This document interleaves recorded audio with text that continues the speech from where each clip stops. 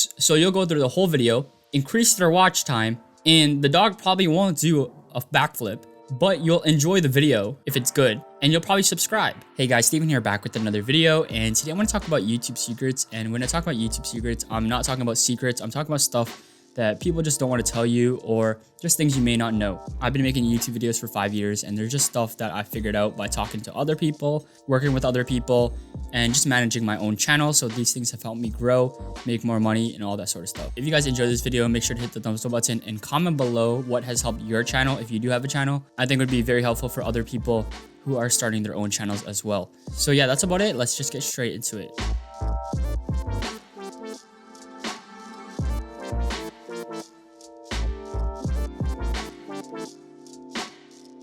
So right here, I got my phone, and we're just gonna be going through some of the points that I wrote down. So the biggest thing that I've learned over the past few years is watch time. And when I talk about watch time, people know about watch time. If you watch other videos on how to grow, people recommend you to get more watch time on your videos. But what does that really mean? If you've ever seen YouTubers who put like a snippet of a video, like the most interesting part of a video in the beginning of the video before their vlog or their tutorial or whatever. So you'll go through the whole video, increase their watch time, and the dog probably won't do a backflip. The reason they're doing that is because they want to entice you to watch till the end, or they might tell you to watch till the end for some surprise or something. And the reason they do this is because watch time is pivotal in the algorithm. The reason is YouTube rewards people who can keep their subscribers and their viewers on YouTube the longest. The goal for YouTube and how they make money is have people watch videos. So the longer you can get a person to stay on the site, the more they're gonna reward you. In addition to this, 10-minute videos. People don't know about 10-minute videos. They're significant.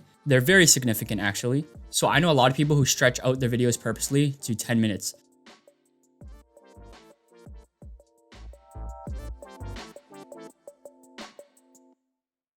The reason they do this is for two reasons. For watch time. If it's a longer video, like a vlog, people might just leave it in the background, like a podcast or something like that, right? Sometimes you're just watching while you're eating, you just leave it on. So not only does 10-minute videos increase your watch time, it also makes you more money. And what I mean by this is when you have a 10-minute video, you can place ads in the video. If a video is shorter than 10 minutes, you actually can't. You can only do pre-roll, so ads before a video and after a video. But with a 10-minute video, you can place as many ads as you want in the middle of a video.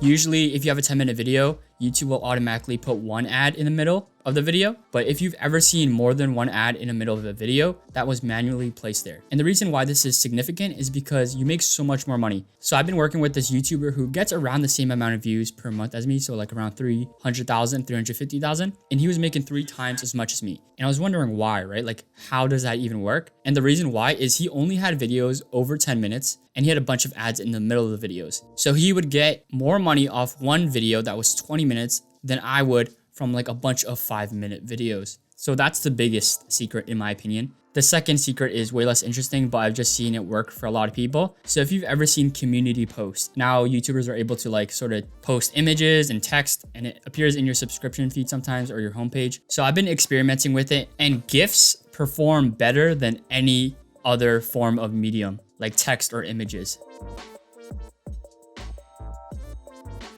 So you can actually convert your video into a GIF using like a website. So I've been seeing a lot more engagement from community posts that include GIFs and photos than just text, which if you think about it makes sense because if you're scrolling down, you're probably just gonna skip the text. But that's the second tip. The third tip is SEO. So SEO is basically search engine optimization. That's what it's called. So how you title your video, what's in your description, and your tags and your thumbnail affect how you perform in the YouTube search. I think this is sort of common sense. If your video is something people are searching up, you're probably gonna get a lot of views. I have a whole video on the process of me titling, making descriptions and stuff like that. SEO, so keywords and title, like I explained, triple keywords. So basically what triple keywords is 5 different keywords appearing 3 different times, which I think is very, very helpful. So I'll link it below. What you probably don't know is most YouTubers use extensions, Chrome extensions for this. So there's 2 that are very, very known. One is TubeBuddy, which I use. I'll have an affiliate link below. So if you sign up, I'll get a commission on it, support me. Number 2, vidIQ. It's very, very similar. You can go with either one. Basically, they help you come up with relevant tags and relevant titles. It's very, very helpful, and you can actually view other people's tags. So let's just say you know a YouTuber that's doing very well, and you see that their videos are popping up every time you search up a certain video idea. So maybe they do videos about university, and every time you search up a university thing in the YouTube search, they appear. You can actually check their tags. And so you can kind of replicate their success in a way. The next secret is timestamps. And I've only recently realized this because every time I do a sponsored video, the company who's sponsoring me always wants me to do timestamps. And companies who pay influencers typically do a lot more research than the influencers. So timestamps help with not only SEO because you're putting a lot of keywords in the descriptions, but it also helps with ease of use and just convenience for the viewer. Ever since I've been putting timestamps in my videos, I've actually been getting more subscribers. So this is just in the past few months. So if I were you, every time you edit, I would note down the times where it has something notable. So in this video, I'm gonna break it up to secret 1, secret 2, secret 3, secret 4, which actually helps with watch time as well, because if people play it back, that also adds to your watch time. So let's just say someone goes through your video, they already watch it, but they wanna go back to a certain point, but they can't find that specific point in the video. If you just have a timestamp for that, it's much easier for them to go back and watch it. The next secret I have is clickbait. So clickbait works for the obvious reason. Something crazy is in the title, right? So let's just say my dog did a backflip, right? That's the title. So you're gonna click the video and you're gonna watch the video until you see the dog do the backflip. And what YouTubers do is they'll put it at the end of the video so that it increases their watch time. So you'll go through the whole video, increase their watch time, and the dog probably won't do a backflip, but you'll enjoy the video if it's good, and you'll probably subscribe. So that's how YouTubers increase their watch time, doing things like that. They also put something engaging in the beginning of the video. Like I mentioned before, they put like a snippet of the interesting part of the video. So in the beginning of the video, they might tease the backflip, right? The last secret I have is about thumbnails. So this sort of relates to everything. I think everything I've said sort of relates to watch time and views and stuff like that. So when I talk about thumbnails, a lot of people think they need to be good at graphic design. Like I've been making graphic design videos for a long time. My thumbnails take 5 minutes to make. People love my thumbnails, right? But thumbnails, you do not have to be good at thumbnails. You do not have to be good at graphic design or Photoshop to make a good thumbnail. Most YouTubers, if you notice, will just take a screenshot of their video. That's all they do. They take the interesting part, or they will just take a separate photo like on their camera and use that as the thumbnail. But typically, you do not want to literally just copy your title and put it on the thumbnail because people can read the title. So what a lot of YouTubers will do is they'll put something engaging in the title and something engaging in the thumbnail. So you get double engaged, you know what I mean? There's no reason why you should put like a bunch of text on your thumbnail. A photo works fine. This is my last secret. I think I said last secret for the last one. CPM.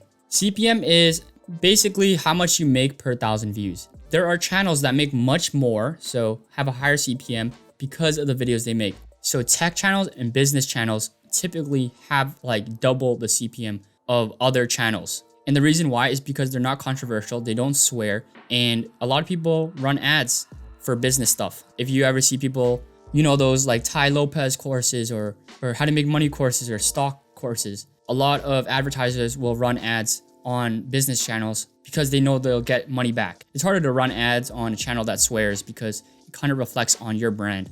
I'm sure that's why Ryan Toy Reviews does so well, is because he's a kid and it's so family friendly. There's no swearing, But if you have controversial ideas or you swear, it's very hard. So my channel will probably actually get paid more and make more money than a channel that has twice as many views as me, purely based off the type of channel and content I make. So if you're trying to make money on YouTube, I would stick away from the controversial stuff. But there are people who make Patreons and stuff like that in order to make income on YouTube or off of YouTube. Not directly from YouTube, but from their audience. So yeah, that's about it for this video. Hopefully it helped you out. If it did, hit the thumbs up button and comment below. Call to actions are also a secret. You see what I just did? I just told you to comment because there's gonna be more engagement on this video, which will help it perform better. So you ever see, hit the notification bell, like this video, comment below. It's because they want more engagement. So yeah, hopefully you guys enjoyed. My name is Steven, and I'll see you in the next one.